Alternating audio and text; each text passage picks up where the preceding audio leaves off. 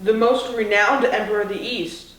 His name is Justinian. A great man in the Byzantine Empire. Justinian took a great empire and made it into even a better empire. Of course, this came at a price. But this strengthened his empire.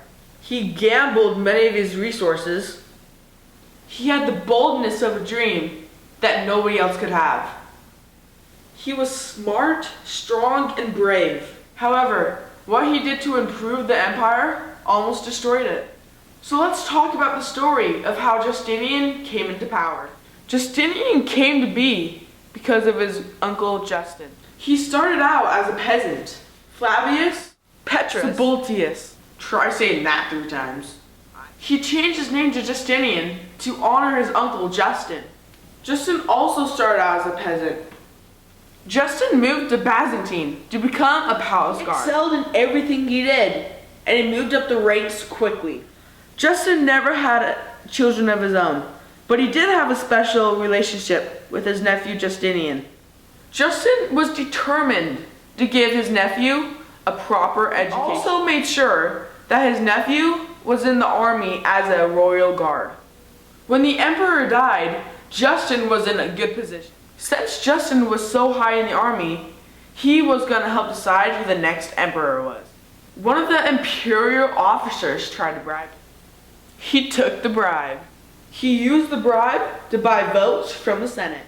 He had the only troops in town. He had all the votes of the Senate and became the next emperor. This put Justinian in a great position. Now he helped Justin run the city. During this time, Justinian helped bring peace to the church. He promoted the talented people who the previous emperor imprisoned. Justinian made peace with the army, and they grew to love him. While Justin was emperor, Justinian gained popularity. Then he met Theodora. Justinian and Theodora went through a lot. Then they finally got married. Justin died on August 1st, 527. Who do you think he left his throne to? Justinian. Now that he's finally emperor, let's talk of how great he did. Once Justinian gained power, he changed everything. When he said everything, he meant everything. He changed the taxes, the laws, and the army. Justin was a big spender, so he needed taxes. He tortured the rich people so they would pay their taxes. He changed laws that were over 1,000 years old. Changing all these laws were a major overhaul. However, many of the laws that were written under his reign still stand today. He sounds like a pretty good guy, right? Even though he meant well, he was corrupt. He changed the laws to gain more power and wealth. Now he turned his attention to the army. Of course, a great army started with a great general. He found a great general named Belisarius. Justinian and Belisarius made a great team. They conquered, defeated, and defended to strengthen the empire.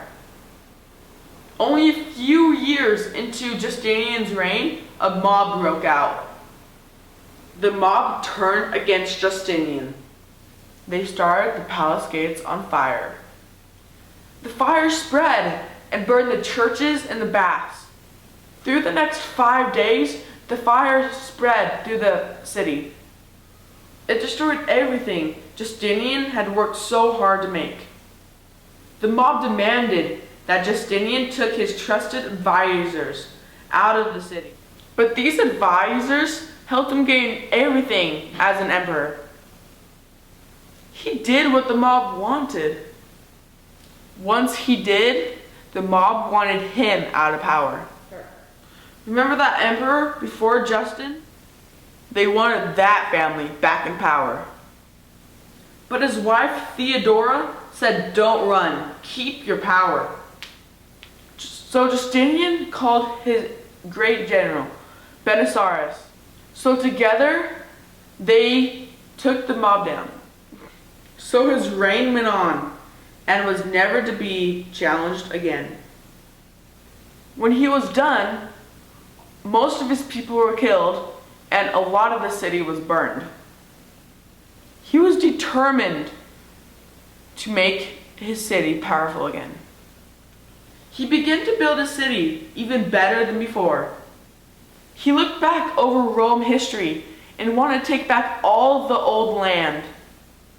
What he really wanted was the city of Rome, and he spent the rest of his lifetime fighting for it. Once the plague started, it didn't take long for it to reach Constantinople. The plague took 1 of 4 lives. Do you know what that does to a city when 25% of its people are gone? That can wipe out an economy. There were dead people everywhere.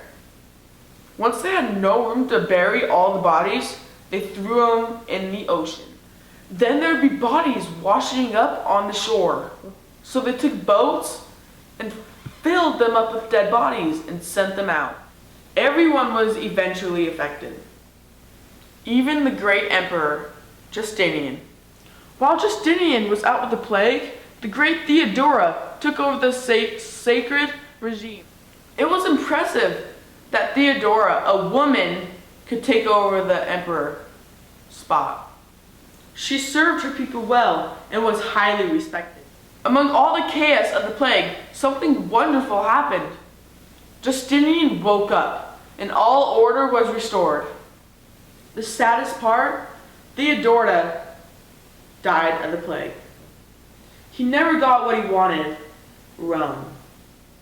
In 565, after one of the longest reigns of any emperor in Roman history, Justinian died. The days of endless conquest were over. Within 100 years after his death, almost everything he gained was lost. What a fascinating time period in ancient Rome.